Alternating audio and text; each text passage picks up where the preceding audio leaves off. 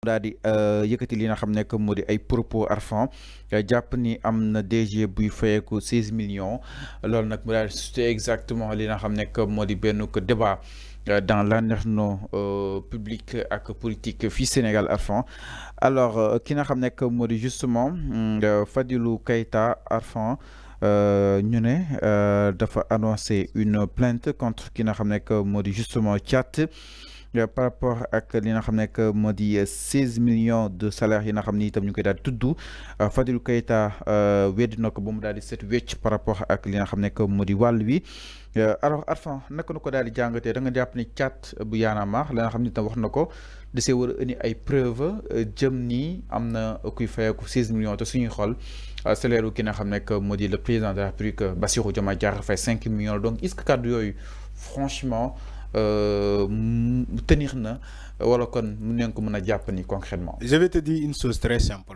Fallou Thiat xaw ma kan moo ko jox information boobu. mais daf ko dugal ci erreur. rey na ko. rey na ko pak. Il ne cesse de le répéter. Thiat yàgg na dem ci ay comment dire ay plateau di wax ces conneries là di naan woy ay DG yi fayeeku 16 millions. xaw ma kan moo ko jox information boobu de mais njuumte la. mais je suis d'accord ni Thiat lu muy avancer ni am na ci preuve bu dee am na ci preuve moom amu problème. 16 millions Arfan. oui. na doon 20 millions. dama de na doon 20 millions. tant que yaa ngi yor ay preuve man Arfan je suis d'accord avec toi. demal fu la neex yow yaay am dëgg. mais attention quand un Thiat dit que oui il y a des DG yoo xamante ñu ngi Sénégal di fayee ko 16 millions. buñ la wooyee nga ñu ne la ñëwal. joxuñu ay firnde joxuñu ay preuve ni que DG sangam mu ngi jot ay 16 millions mu ngi fayeeku 16 millions te yow yoroo preuve loolu mooy problème bi de nit ñi war nañu il faut apprendre à dire la vérité na nit ñi accepter di wax dëgg. na nit ñi wax dëgg c'est ça la réalité Fallou. Il faut pas parler pour plaire aux gens de ouais il y a des DG même ñiy fayeeku 16 millions alors que yow bu ñu la wooyee kaay ana ban DG mu nga gis Sénégal buy fayeeku 16 millions tu ne seras même pas à mesure de fournir des preuves wala këyit bu wane ni que DG sangam mu ngi fayeeku 16 millions. Il faut arrêter. Peut-être bombe bu mu lâché la. non bombe la. c'est ce que j'ai dit bàyyi ñi ñu dem uti ay enquête ay preuves. non mais loolu boo lâché bombe bi dañ lay woo. yow mii lancé bombe bi yow la ñuy woo mais yow la ñuy woo di dañu woo Arfan de parce que dafa ne Thiat nee ne déedéet Thiat moo ko wax Thiat la ñuy woo ne ko Thiat kaay yow yaa ne Sénégalais y a un DG qu'on paye au Sénégal à 16 millions ban preuve nga yor joxuñu ko ñun dañ ko soxla. joxuñu preuve bi ñun dañ ko soxla vraiment franchement donc on doit s'apprendre à dire la vérité il faut apprendre à dire la vérité. Thiat tu es rappeur, d'accord. Un rappeur, il ne dit pas que oui, tu dois toujours attaquer, critiquer, sans donner de solution. Un rappeur, tu dois critiquer, tu dois chanter ce que tu veux. Alors, Arfan, mais aussi, quand un chanteur donne des informations, il doit donner des informations justes et vraies. Comme le journaliste. Parce que le chanteur aussi, il informe à travers son rap, sa musique. Il informe, il conscientise, il éduque. Le chanteur, il éduque. Mais quand un rappeur n'est là que pour critiquer et dire des choses, c'est ça la manipulation. C'est très grave. Alors, c'est ça la manipulation et c'est puni par la loi, c'est très grave. Alors, jàpp na ni nguuru bi dafa war a jeex c'est-à-dire maanaam Sénégal dañuy nguuru lool. mais le président de la République l'a dit. Parce que bokkoon na si les missions yu fondamentales yu li nga xam ne que le président de la République waaye jàpp ne loolu gisuñu ko concrètement. te joxewuñu ko muñ leen mais muñ bi dina commencé su ñoom. Le président de la République, encore une fois, Bassirou Diomaye Faye et le premier ministre Ousmane Sonko, ils l'ont dit publiquement qu'il y avait des séances de travail pour la réduction de salaire des hauts fonctionnaires. Des hauts fonctionnaires. Pour la diminution de salaire des hauts fonctionnaires. Alors, mais quelles sont les rebondissements? Les dernières informations. Mais quels sont les rebondissements? C'est ce que j'ai dit. Alors, allez-y. Les dernières informations, ils ont dit que les hauts fonctionnaires yi ñu consulté ont accepté de diminuer leur salaire. Ils ont accepté. Débat bobu defoon na fi ciow ba ay nit dem di manipuler dina non dañoo bëgg a wàññi salaire fonctionnaire yi alors que c'est faux. Tu étais là. Ils ont été d'accord justement par rapport à ils ont dit ce qu'on diminue exactement. Les hauts fonctionnaires. Les hauts fonctionnaires. Ils n'ont pas dit les ouvriers là, les ouvriers fonctionnaires là. Parce que manipulation, moi, ay gars yi dem ci ay médias di envoyer ay médias dina ouais Ousmane Sonko il veut diminuer le salaire des enseignants, ouais Ousmane Sonko veut diminuer le salaire des fonctionnaires, alors que c'est faux. Ousmane Sonko dem Assemblée nationale taxaw fa ne leen il n'a jamais dit que il va diminuer le salaire des fonctionnaires, les salaires des fonctionnaires. Il a dit certains hauts fonctionnaires de l'État dañuy waxtaan ak ñom pour ñu accepter wàññi sen salaire. Okay. Mais quand vous parlez de des fonctionnaires, les enseignants et autres, c'est faux. Ils n'ont jamais diminué les salaires des enseignants. Demal nga laaj enseignants yi. Il faut aller demander les enseignants ndax wàññi nañu sen salaire. Kenn wàññiwul sen salaire. C'est un faux débat. Il faut arrêter ces faux débats là.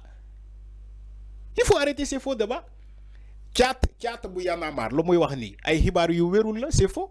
C'est ce qu'il a dit, c'est faux. Warna yalla chat boko invité ci plateau bi ne ko génné preuve ni que directeur sangam mu ngi fayeeku 16 millions billahi wala talaay du ko génné man mako wax chat invité ko tay nga ne ko génné preuve ni que directeur bi ni mu ngi jot 16 millions de salaire du ko génné mais Fadilou Keita lu tax mu tontu mom mais parce que il veut arrêter cette manipulation là. Il veut arrêter ce mensonge-là, ce tissu de mensonge-là. Il faut que ça s'arrête. Il faut qu'une personne prenne cette volonté de porter plainte à Tchad. Parce qu'on est dans un état de justice. Quand il y a des allégations non fondées, il faut porter plainte. Nga ne la personne, li nga wax ni faut ko jëlé, kay nga léral ko, kay ñu dem ci kanam yoon mu léral ko. C'est ce que Fadilou Keita a voulu rectifier à Tchad. Mu ne ko dama lay porter plainte comme ça ñom ñaar ñu and dem fu mu mbaxana doone ben ñu léral ko. Si il y a un directeur qui est dans ce pays là di fayé ko ay 16 millions de salaire, nañu dem ci kanam yoon ñu léral ko. Et la justice va interpeller ce directeur là direct. Laaj ko ndax c'est vrai ni que yaa ngi fayé ko 16 millions. OK. Bay len tiaxan. Vouloir parler trop pour plaire aux gens, voilà, supposer qu'un rappeur engagé, c'est pas comme ça. Un rappeur engagé doit donner la bonne information. Mom lu ta muy attaquer fan yele Walfadjri lan mo nekkoon problème mom ak Walfadjri mom chat parce que dafa ne Walfadjri dafay manipuler Walfadjri nguur gi lay jappalé du loolu la doon reprocher Walfadjri mais pourquoi mom tay di wax ay information yu amul mom chat. Non, bul japp ni amul. Non, amul. Dama ne fallu amul. C'est faux. C'est archi faux. Actuellement, il n'y a pas un directeur au Sénégal qui buy fayeku 16 millions actuellement. Xana mu nek ci ben institut privé de. Mu am ki bopam, nu koy waxe? Entreprise bopam, mu am société bopam. Là l'État n'y peut rien. Parce qu'il y a des milliardaires dans ce pays. Ñu yor sen société, ñu yor sen entreprise, ñooñu bu leen nexé nañu fayé ko 20 millions. Buñ leen nexé nañu fayé ko 30 millions. Yoon kenn newu ci. OK. Mais si il y a un directeur qui est dans la fonction publique, bi fayé ko 16 millions, ci jamono bi où l'État a discuté presque avec tout le monde pour ñu wañi sen salaire, c'est faux, amul. Caata day wax lu ko né. Amul. C'est faux. C'est faux, amul. Donc da nga japp ni ki nga xam nek modi Fadilou Keita dafa bëgg barre wax di à court. Oui, wax ji yam fi parce que mais nak non mënu fay. Parce que bu porté wul plainte, il faut tamit ki leeral ñu dans une affaire de justice, dans des allégations non fondées, okay, dans un discours diffusé, si ce discours là est basé sur un tissu de mensonges, si une personne qui incarne donc ce dont le gars l'a dit, s'il ne prend pas la responsabilité de porter plainte, les gens vont croire que ce rapport-là, ce qu'il dit, c'est la vérité. Est-ce que tu comprends ce que je dis? Ok. Si aujourd'hui Fadilou Keita, qui est directement un directeur, il est directeur, n'est-ce pas? Parce que c'est les directeurs qui sont indexés. Hein. Le gars, il a parlé de directeurs qui touchent 16 millions de salaire. Et Fadilou Keita, il est quoi? C'est pas un directeur. Donc, il prend la responsabilité en tant que directeur de porter plainte à ce rappeur-là. Ok, c'est clair. Mais comme moi, Fadilou Keita, en tant que rappeur, autant pour moi, en tant que directeur, je te porte plainte yow rappeur bi Thiat nga ñu dem ci kanam yoon nga leeral ñu ban directeur moo nekk Sénégal bu nekk ci fonction publique bii laal 16 millions de salaire. Alors kaa ñu dem par rapport ak li loolu kese la moo di mbir mi diggante ak Fadilou Keita ak ki nga xam ne moo di Thiat suite à ses propos par rapport ak nguur gi nga xam ni itam ñu ngi koy gis. Alors daal ñëw itam si leneen sans plus tarder du côté de la régie exactement daal di ñëw aussi li nga xam ne moo di le député Thierno Alassane Sall nag moo daal di